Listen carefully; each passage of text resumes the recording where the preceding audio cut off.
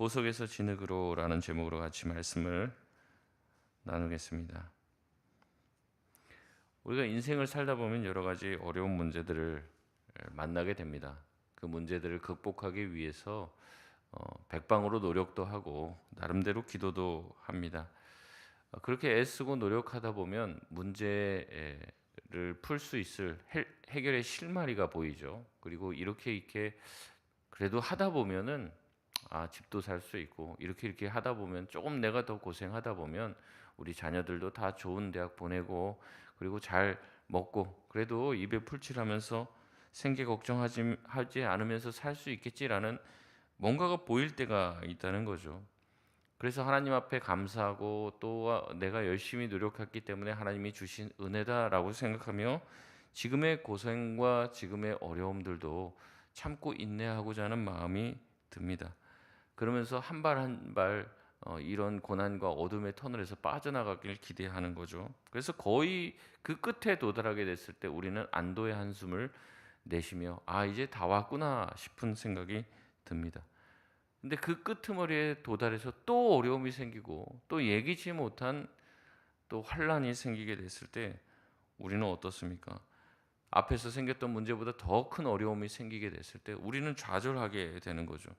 그래도 지금까지 온 것은 뭔가 끝이 보였기 때문에 열심히 견디는 거예요. 그래도 몇 년 하면 또 몇 개월 하면은 그래도 해결될 것 같이 보이니까 우리가 지금 힘들어도 참고 견디는데 이제 거의 다 왔단 말이죠. 근데 더 큰 문제가 생기고 그 큰 문제가 여러 가지가 생기게 됐을 때 앞으로 이 고통을 한참이나 더 견뎌야 된다고 하는 상황이 됐을 때 눈앞이 캄캄해지는 거죠. 지금 시인의 상황이 그렇습니다. 굉장히 힘들었어요. 또 어려웠어요. 그리고 하나님 앞에 또 원망도 해보고 또 하나님한테 너무 아프다. 우리가 잘못했지만 너무 힘들다. 이렇게 고백을 하면서 하나님께서 뭔가 주시는 소망이 자기들 마음 가운데서 생기기 시작했습니다. 그래서 이제는 하나님을 바라보고 이제는 주님께 기도하고 우리가 회개하고 돌이키면 지금 당장은 아니어도 몇 년 안에 뭔가가 달라지고 변화되겠지라는 이제 희망의 어떤 그 빛이 좀 보이기 시작한 거예요. 그래서 어떻게 보면 앞에 3장에서 보면 3장 말미에 뭔가 희망의 논조로 바뀝니다. 근데 4장으로 딱 돌아가니까 오늘 본문 우리가 읽었지만 완전히 다시 바닥으로 추락하게 되는 거예요. 왜냐하면 더 큰 어려움이 생긴 거예요. 지금까지 그래도 버텨왔는데 조금만 더 견디면 될 줄 알았는데 이제 더 큰 어려움이 생기고 더 끔찍한 상황이 펼쳐지게 되는 겁니다. 그러니까 자기 희망이 한 번 더 꺾이게 되는 거예요. 그러니까 밑으로 내려갔다가 바닥으로 내려갔다가 그래도 한번 해보자 해서 올라오는 거는 그래도 해볼 만한 일입니다. 근데 올라가는데 더 바닥으로 떨어지는 거예요. 그랬을 때는 지금까지 나의 노력과 수고와 헌신이 아무짝에도 쓸모없는 것 같이 느껴지게 되는 거죠. 더 힘이 빠지게 되는 겁니다. 3장 끝에서 희망을 발견한 듯 보이던 시인의 논조는 4장으로 넘어가서 급격하게 바닥으로 추락합니다. 아무것도 바뀌지 않은 현실에 그는 낭망하고 과거 그가 처음 겪었던 고통보다 더 큰 고통이 찾아왔기에 그는 너무나도 슬픈 마음이 드는 거죠. 그래서 4장의 1절은 이렇게 시작하는 겁니다. 슬프다, 고통스럽다, 이렇게 시작을 하는 겁니다. 그래도 수술 받고 나면 괜찮아질 거라는 이제 의사의 말을 듣고 기대감에서 수술하는데 수술하고 나니까 금방 수술방에서 나와요. 수술이 잘 됐는가 보다 생각했는데 열어보니까 소용없다더라. 그냥 덮어대는 거예요. 그런 얘기를 들으면 어떻습니까? 더 절망하고 더 낙담하게 되는 거죠. 지금 시인의 상황이 그런 상황입니다. 시인은 담담하게 자기 눈에 보이는 참상들을 그저 묘사하고 있습니다. 1절, 2절 말씀에 보면 정금 같던 시온의 아들들이 빛을 잃고 토기장의 천한 질그릇과 같이 되었다라고 얘기합니다. 그래도 사람들이 이제 평화로울 때는 다 번듯하게 하고 다니고 깨끗하게 하고 다니고 아름답게 하고 다니죠. 그러나 전쟁과 참화의 참상들 속에서 제대로 밥을 먹을 수도 씻을 수도 없고 뭐 어떻게 자기 자신을 돌볼 겨를이 없는 것이죠. 그래서 사람들을 보면은 다 비참한 거예요. 성전 또한 다 불에 그을려 갖고 처참한 상황에 되었습니다. 이 상황을 그냥 묘사하는 거죠.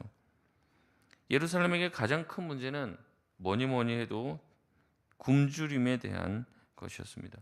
모든 양식이 다 빼앗기고 그다음에 모든 들판과 또 모든 양식이 다 잿더미가 되어버렸어요.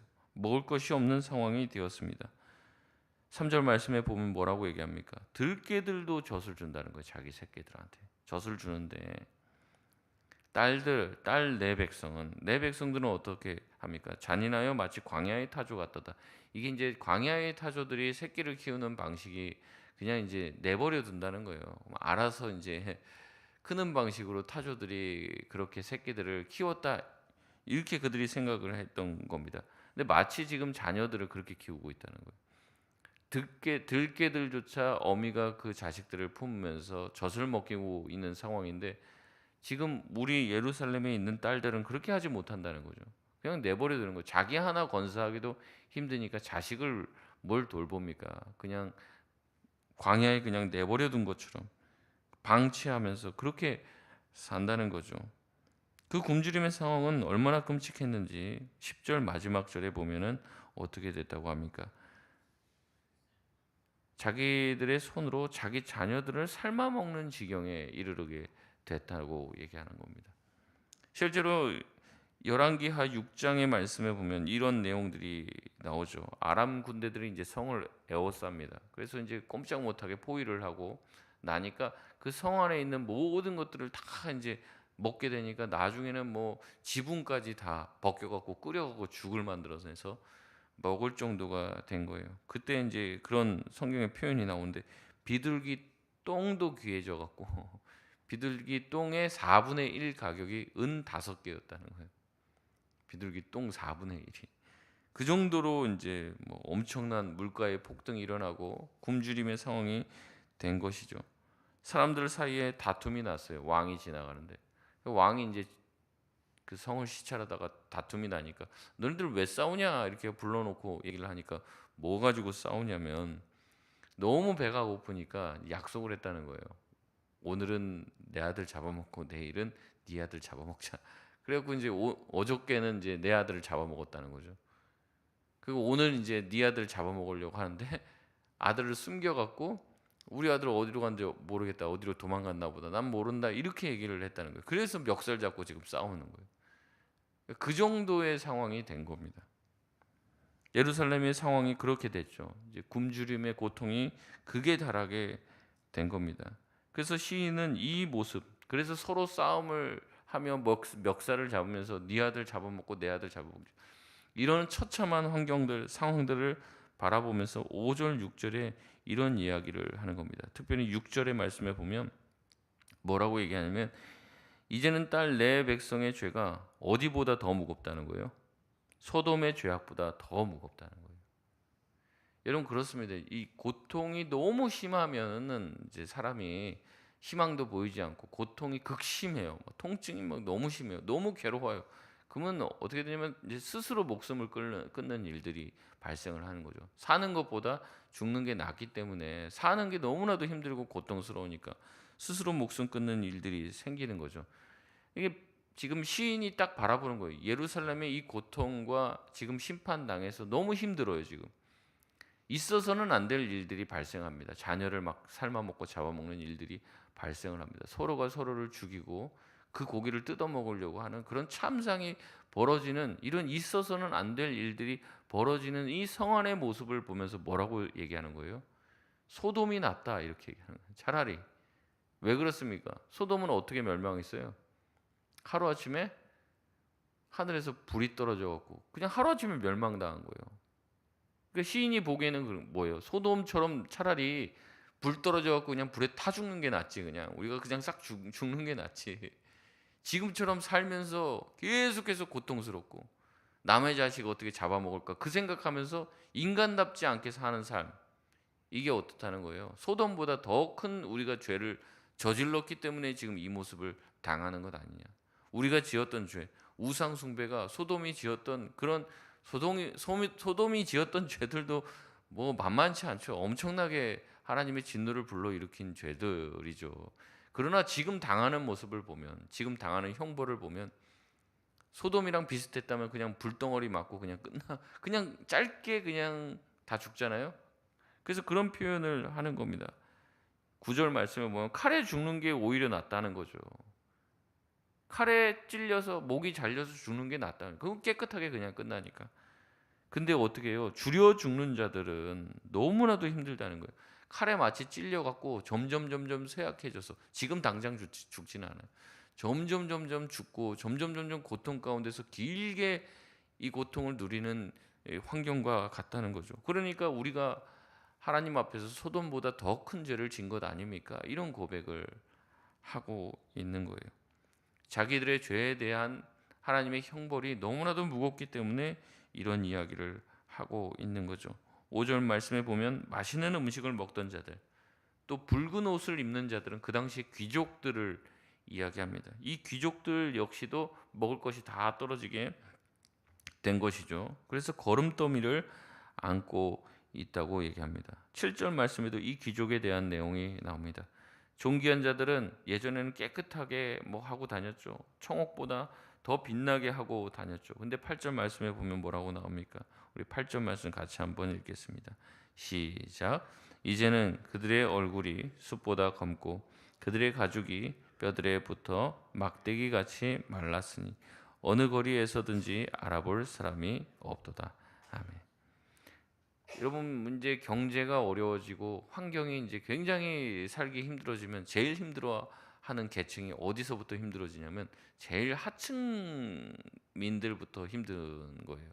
그러니까 부자들은 자기가 가지고 있는 게 있습니다. 어쨌든 뭐 이렇게 쌓아놓은 것들이 있죠. 그러니까 당장 어려워져도 부자들은 견딜 수 있어요. 근데 지금 당장 먹거리가 떨어지고 지금 당장 뭐 일감이 떨어지게 됐을 때 제일 힘든 사람은 일용직들입니다. 일용직들. 하루 벌어서 하루 먹는 사람들인데 그 하루 일감이 없으면 어떻게 되는 거예요? 당장 가족들이 지금 다 굶게 되는 거죠. 근데 이게 길어진다고 생각해 보세요. 부자들은 버틸 수 있습니다. 뭐 한 달을 버티든 두 달을 버티든 그래도 가지고 있는 게 있기 때문에 당장 수입이 없어도 먹고 사는 게 떨어질 지경은 아니에요. 근데 돈 없는 사람들은 진짜 일주일 동안 일을 안 한다? 2주일 동안 일을 안 한다? 당장 타격이 오고 굶어 죽을 위기에 처하게 되는 것이죠. 그래서 예전에도 그렇잖아요. 여기 주변에도 우리 송파 예전에 새 모녀가 이제 스스로 다 목숨을 끊었는데 몇 달 그렇게 힘든 거예요. 몇 달 힘들었는데 이제 더 이상 못 살겠다. 그래서 목숨을 끊는 거예요. 그러니까 제일 사실 힘들게 사시는 분들이 이 경제적인 어려움이 생기면 타격이 큰 거예요. 근데 만약에 부자들, 귀족들이 지금 어렵다. 그러면 지금 상황이 어떤 겁니까? 정말 안 좋은 거죠.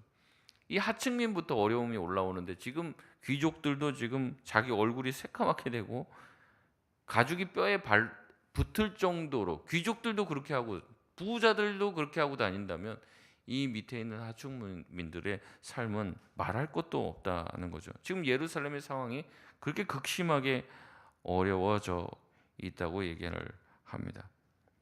미래에는 소망이 있을지 모르지만 현재 그 고통은 전혀 줄어들 기미가 보이지 않는 거예요. 고통은 현재형입니다. 아무리 미래에 하나님께서 회복해 주신다는 말을 해도 이 사람에게는 지금 와닿지가 않는 거예요. 전쟁으로 인한 기근과 이 기근이 전쟁이 끝나도 심어놓은 게 없으니까 전쟁이 끝나도 기근은 한참 오래 되겠죠. 예레미야는 눈물을 흘립니다. 이 시인은 이 광경을 보며 하염없이 눈물을 흘리며 하나님께 호소를 하고 있습니다. 여러분 이럴 때 해야 될 게 무엇이 있을까요? 우리가 할 수 있는 게 아무것도 없을 때 할 수 있는 게 무엇일까요? 결국엔 기도밖에 없다는 거죠. 예레미야 애가가 그렇게 계속 얘기하는 겁니다. 우리가 주님 앞에 나아가고 우리의 힘들고 어려운 형편들을 하나님께 아뢰라고 이야기합니다. 어떻게 보면 형편이 좋을 때는 이 말씀이 아 그렇구나. 내가 힘들고 어려울 때 주님 앞에 나아가야 되구나. 이렇게 듣지만 정말로 힘들게 됐을 때는 하나님 앞에 나아가 기도할 힘조차 없다는 거죠. 무슨 미사여구를 사용하며 하나님 앞에 도움을 구할 수도 없습니다. 그때라도 주님 앞에 나아가서 하소연이라도 하라고 얘기하는 거예요. 예레미야 애가를 통해서 우리에게 말씀하시는 바는 그것입니다. 우리가 해야 될 하소연들을 사람들 앞에 가서 하지 말고 하나님 앞에 가서 쏟아내라고 얘기합니다. 주님께서 도와주시고 주님께서 우리를 건져주시지 않으면 누가 우리를 건져내겠냐라고 얘기하는 거죠. 지금의 고통과 아픔이 우리가 뭔가 잘못하고 우리의 실수 때문에 생긴 일이라 할지라도 하나님께 나아가 기도할 때 주님께서 우리를 회복시켜 주시고 우리를 건져 주실 줄 믿습니다. 말씀을 마치겠습니다. 오늘 당한 예레미야의 고통과 고난, 우리에게도 닥치는 고통과 고난일지도 모릅니다. 그래서 우리도 스스로 생각하기에 야, 차라리 소돔 사람들이 낫지. 참 사는 게 너무 힘들어서 차라리 목숨을 끊는 게 훨씬 낫지 않나, 이런 생각이 들 때도 있습니다. 하지만 주님께서 주신 생명을 고귀하게 여기고 이 모든 과정이 끝난 후에 하나님께서 반드시 우리를 회복시켜 주시겠다 약속하신 그 약속을 믿고 끝까지 믿음으로 인내로 어려움을 잘 통과해 나갈 수 있는 우리 믿음의 성도들 다 되시길 바랍니다. 우리 시간 같이